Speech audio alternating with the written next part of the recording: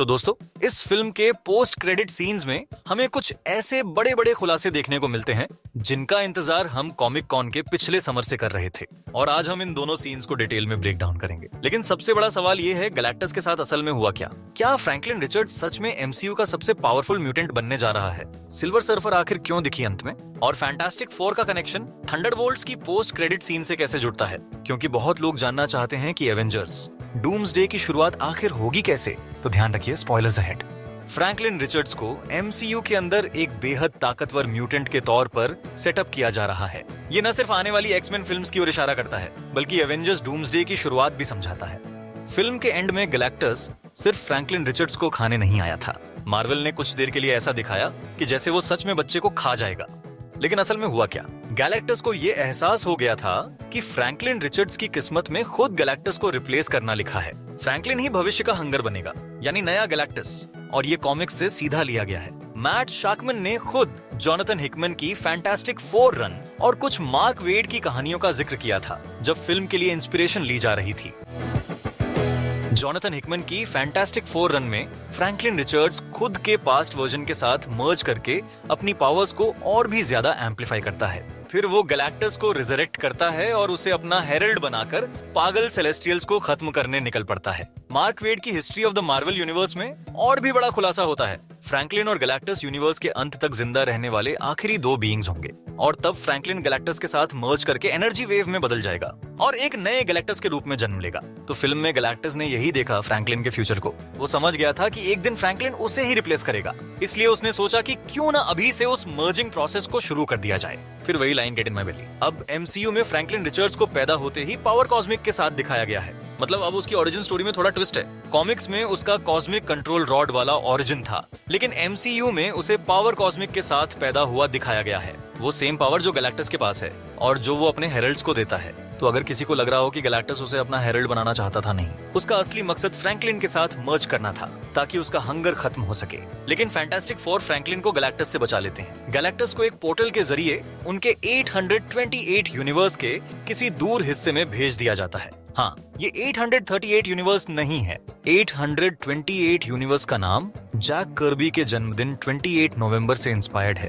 अब silver surfer की बात करें। इस बार हमें शार्लेट बॉल वर्जन देखने को मिलती है, लेकिन वो भी गैलेक्टस के खिलाफ जाकर फैंटास्टिक फोर की मदद करती है, जैसे कि नॉरिन रैड ने किया था पहली बार गैलेक्टस की कॉमिक स्टोरी में। तो शार्लेट भी गैलेक्टस को पोर्टल में धकेलती है और फिल्म के एंड में गैलेक्टस और सिल्वर सर्फर दोनों उस दूर हिस्से में रहते हैं, यानी कि वो मरे नहीं हैं। वो वापस एवेंजर्स डूम्सडे या सीक्रेट वॉर्स में लौट सकते हैं। अब जब उनकी दुनिया बच जाती है तो एक टाइम जंप होता है थंडरबोल्ट्स की तरह, लेकिन इस बार 4 साल का जंप। और शायद ये एक और फैंटास्टिक फोर पन था, क्योंकि फिल्म में बहुत सारे फोर जोक्स हैं। फर्क सिर्फ इतना है कि अब दुनिया उन्हें फैंटास्टिक 5 कहती है, क्योंकि फ्रैंकलिन अब टीम का हिस्सा माना जाता है, भले ही वो अभी बच्चा हो। और फिर एक सटल एक्समैन रेफरेंस आता है। जो किताब सू स्टॉर्म फ्रैंकलिन को पढ़ रही होती है, उसमें बटरफ्लाईज का जिक्र है। ये बटरफ्लाई इफेक्ट का सिंबॉलिक हिंट हो सकता है, जो एवेंजर्स डूम्सडे की शुरुआत से जुड़ता है। सू फिर किचन में जाती है और हर्बी से कहती है कि फ्रैंकलिन की फेवरेट बुक लाओ। हर्बी ओरिजिन ऑफ स्पीसीज लाता है, चार्ल्स डार्विन की किताब। एक और एक्समैन वाला इनडायरेक्ट हिंट, क्योंकि याद है एक्समैन मूवी में प्रोफेसर एक्स भी इसी किताब की बात करते थे जब वो एक्स जीन और ह्यूमन एवोल्यूशन की चर्चा कर रहे थे। सू कहती है नो नॉट दैट वन, क्योंकि वो किताब तो कल ही पढ़ी थी। लेकिन फ्रैंकलिन को वो किताब सच में बहुत पसंद है। इतना छोटा बच्चा और इतनी साइंस में इंटरेस्ट, कमाल का कैरेक्टर सेटअप कर रहे हैं एमसीयू में। फिर सू कहती है कुछ फन पढ़ते हैं आज, और वो दूसरी बुक उठाकर फ्रैंकलिन के पास वापस जाती है। अब जैसे ही वो वापस जा रही होती है, बैकग्राउंड म्यूजिक बदल जाता है। कुछ डरावना और मिस्टीरियस सा माहौल बन जाता है। सू को किसी की प्रेजेंस महसूस होती है, डॉक्टर डूम की। वो अपनी पावर्स एक्टिवेट करती है और कैमरा धीरे धीरे टीवी के ऊपर जाता है, और वहाँ सामने दिखता है डॉक्टर डूम अपने क्लासिक कॉमिक सूट में झुका हुआ फ्रैंकलिन रिचर्ड्स को उठाते हुए। और यहाँ ट्विस्ट देखो, हमें उसका फेस नहीं दिखता, लेकिन वो अपना मास्क उतारता है और फ्रैंकलिन उसके चेहरे को छूता है। मतलब ये रॉबर्ट डाउनी जूनियर का डॉक्टर डूम का पहला ग्लिम्स है एमसीयू में। गैलेक्टस के बाद अब डूम की एंट्री।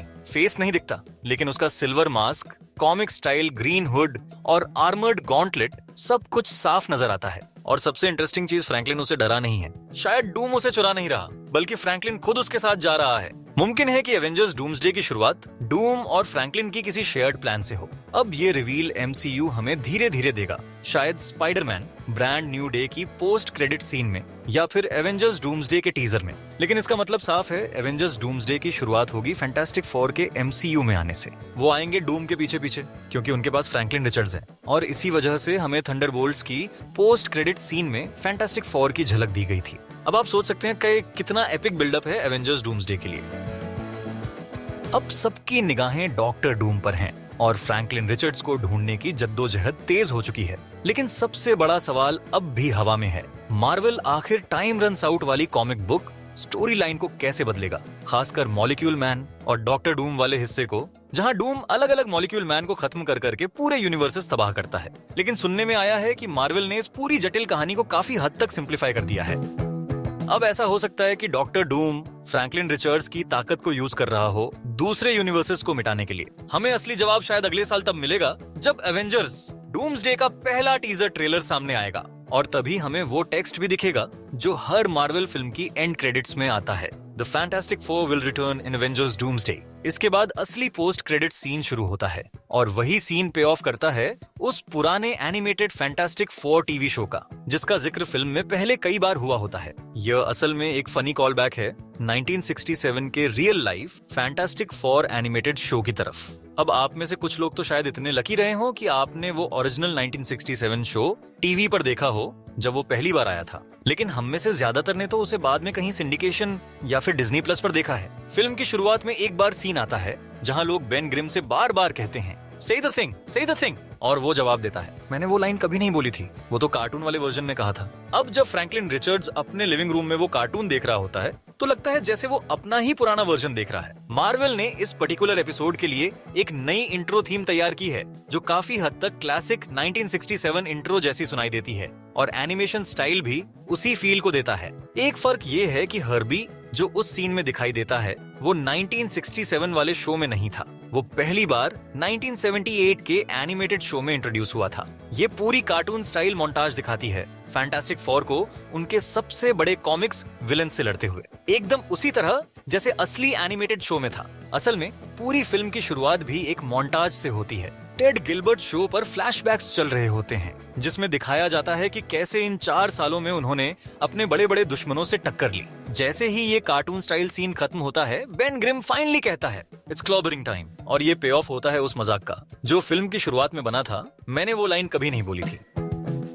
इस कार्टून में रेड गोस्ट भी दिखता है अपने सुपर एप्स के साथ। असल फिल्म में जॉन मल्कोविच को रेड गोस्ट के रोल में रखा गया था, लेकिन उनके सीन कट कर दिए गए क्योंकि फिल्म बहुत भरी हो रही थी और मार्वल इसे छोटा और टाइट रखना चाहता था। इस एनिमेटेड सीक्वेंस में फैंटास्टिक फोर रेड गोस्ट और उसके सुपर एप्स को हराते हैं। इस पूरे सीन का मकसद बस इतना है, उन अर्लियर रेफरेंसेस को पे ऑफ करना जहां इन विलन्स का नाम आया था। एक और विलन जो इस सीन में आता है वो है मोल मैन, जो कि फिल्म में भी एक बड़ा रोल निभाता है और उसे पॉल वॉल्टर हॉजर ने निभाया है। लेकिन इन 4 सालों में मोल मैन अब उनका एलाई बन चुका है, और जैसे ही कार्टून स्टाइल इंट्रो खत्म होता है, हर्बी एक आवाज करता है, टीवी का नॉब घुमाता है और फिर स्क्रीन पर आता है एक आखिरी ट्रिब्यूट जैक कर्बी की तरफ से, जिनका ये पूरा ब्रह्मांड एक तरह से विजन था। कोट आता है, if you look at my characters you will find me, no matter what kind of character you create or assume you become, a little of yourself must remain there in it. Jack Kirby. इसके नीचे लिखा होता है Jack Kirby 828, मतलब जिस universe में ये film चल रही थी उसका नंबर 828 है, और ये जैक कर्बी की रियल लाइफ बर्थ डेट है। साथ में उनकी डेथ डेट भी दी गई है, 6 फरवरी 1994। अब बात करते हैं डॉक्टर डूम की, जिसे रॉबर्ट डाउनी जूनियर ने प्ले किया है। फिल्म के मेन पार्ट में डॉक्टर डूम कहीं नहीं दिखता, लेकिन लटवेरिया और डूम की मौजूदगी के कुछ सटल रेफरेंसेस दिए गए हैं। जैसे जब गैलेक्टस की प्रॉब्लम पर यूनाइटेड नेशंस में डिस्कशन हो रही होती है, वहाँ लाटवेरिया की एक खाली कुर्सी दिखती है। ये इशारा करता है कि डूम इस दुनिया में है, लेकिन हमें अभी नहीं दिखाया जा रहा, और इसका कारण अब साफ है, मार्वल इसे बचा कर रख रहा था इस पोस्ट क्रेडिट्स रिवील के लिए। अब फैंस पूछ रहे हैं, क्या फ्रैंकलिन रिचर्ड्स खुद से डॉक्टर डूम के साथ जा रहा है या डूम ने उसे जबरदस्ती लिया है? सीन देखने से लगता है फ्रैंकलिन खुद डूम से एम्पैथाइज कर रहा है, शायद वो उसे समझने की कोशिश कर रहा है। मार्वल शायद चाह रहा है कि डॉक्टर डूम को सिर्फ एक सीधा विलन न दिखाया जाए, बल्कि एक लेयर्ड इमोशनल कैरेक्टर बनाया जाए। लेकिन अभी भी बहुत से सवाल बाकी हैं। मार्वल ने पूरी तरह कंफर्म नहीं किया कि यही उनका मेन यूनिवर्स वाला डूम है या नहीं, लेकिन सारे हिंट्स